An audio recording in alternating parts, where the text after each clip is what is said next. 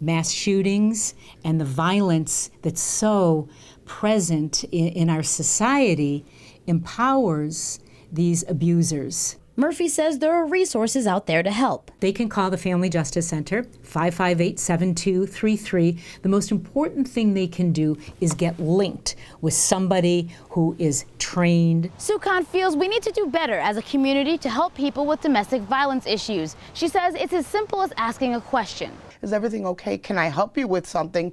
You might be able to get through to that person, and that might save their life. For resources and information on domestic violence, click on this story at WKBW.com. In Buffalo, Taylor Epps, 7 Eyewitness News.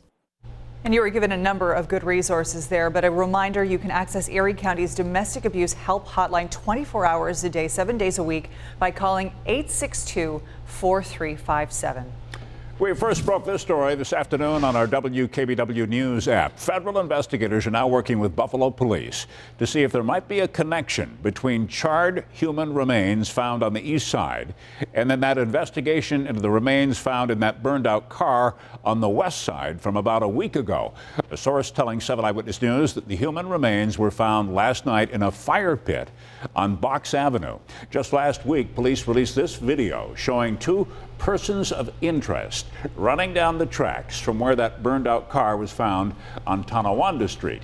Now, the parents of the little boy you see in that video and a friend of theirs still officially considered missing.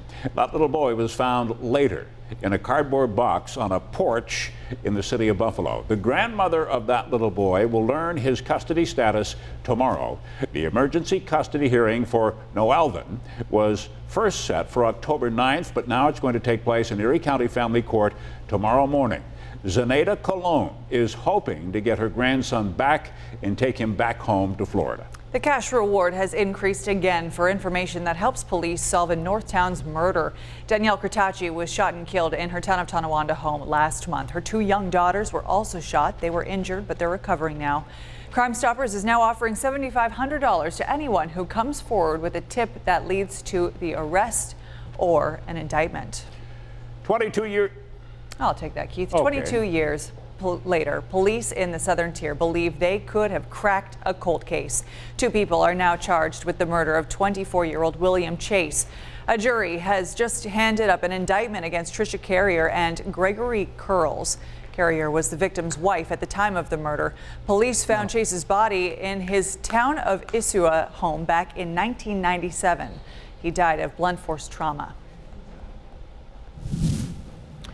All new at 6 tonight, the scammers are back, and once again, they are targeting seniors in Western New York. 7 Eyewitness News reporter Ed Riley spoke today with a grandmother who did not let her scammers get off the phone easily. Oh, they're horrible people. It's just a shame that they're doing that. Seniors are fed up with all the calls they get each day from scammers trying to trick them. Oh, God. I get about 10 calls a day with the robo. Sandy Thompson is a volunteer at the Cheektowaga Senior Center. She's had scam calls pretending to be everything from the IRS to New York State Police to Social Security. That scared the living daylights out of me. I hear they're telling me my check is suspended. Now, the scammers are hoping to prey on grandparents as they pretend to be grandchildren in trouble needing money. Grandma, Grandma, Grandpa, Grandpa, this is Randy. And he was talking a little bit with an accent. Francine Palicki from Cheektowaga knew from the start it was a scam call. And he needed $1,600 to get out of jail. She was so annoyed that she grabbed a whistle and blew into the phone. And what was the reaction? They hung up. Sue Sieber also got a grandchild scam call. She knew it was a scam because she has no grandchildren. I hung it up very quickly, but it was asking for grandma. But one of Sue's friends who did have grandchildren almost fell for the scam to send money. We kind of talked her into telling her that it probably was not true. Grandparents are very devoted to their grandchildren. Mine are my life. Mine are my life. And seniors are furious that scammers are trying to play with their emotions. How did they get away with it? The Erie County Sheriff's Office is now asking everyone to spread the warning that if you get one of these grandchild in trouble calls, just hang up. It is important to report scams so others know what's going on. And one of the easiest ways to do that is to file an online scam tracker report with the Better Business Bureau. In Cheektowaga, Ed Riley, 7 Eyewitness News.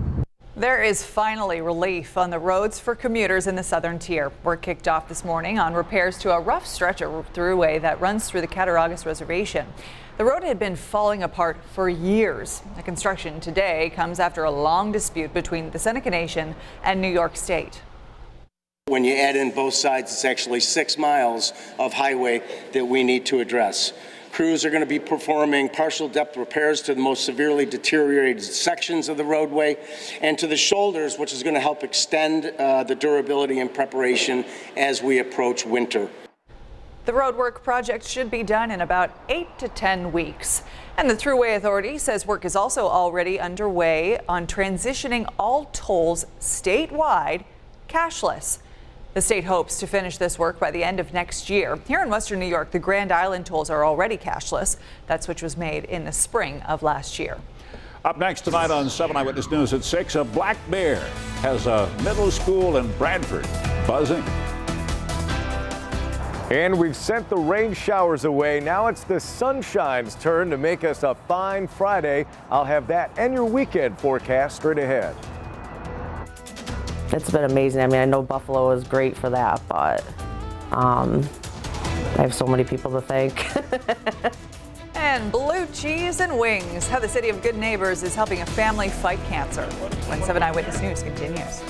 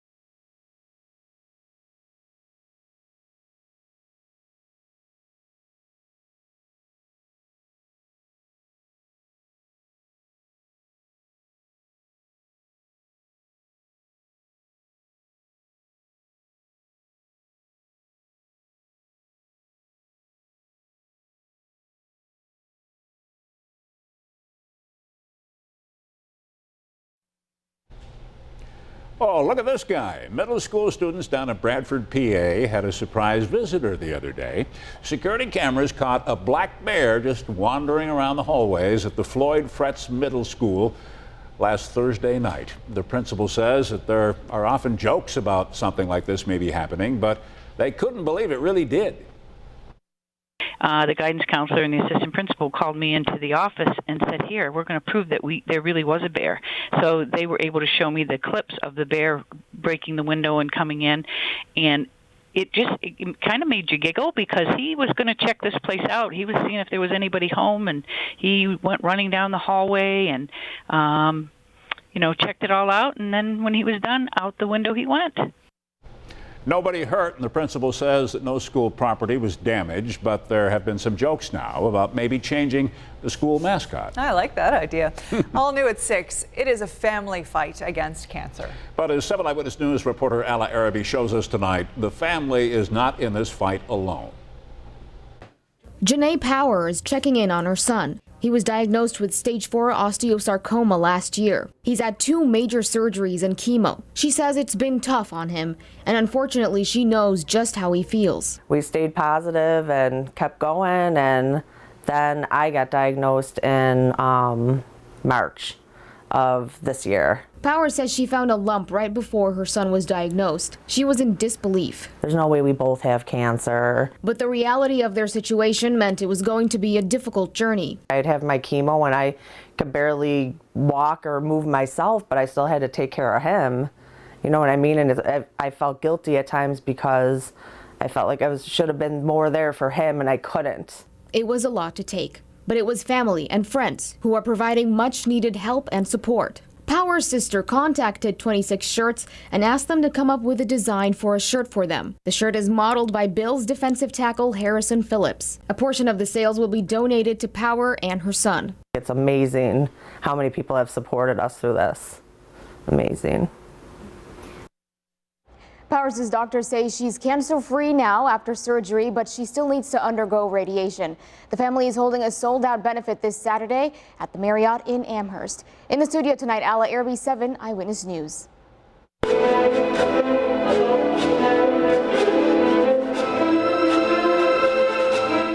It is Cirque Fiesta. This unique show returns to Kleinhans Music Hall here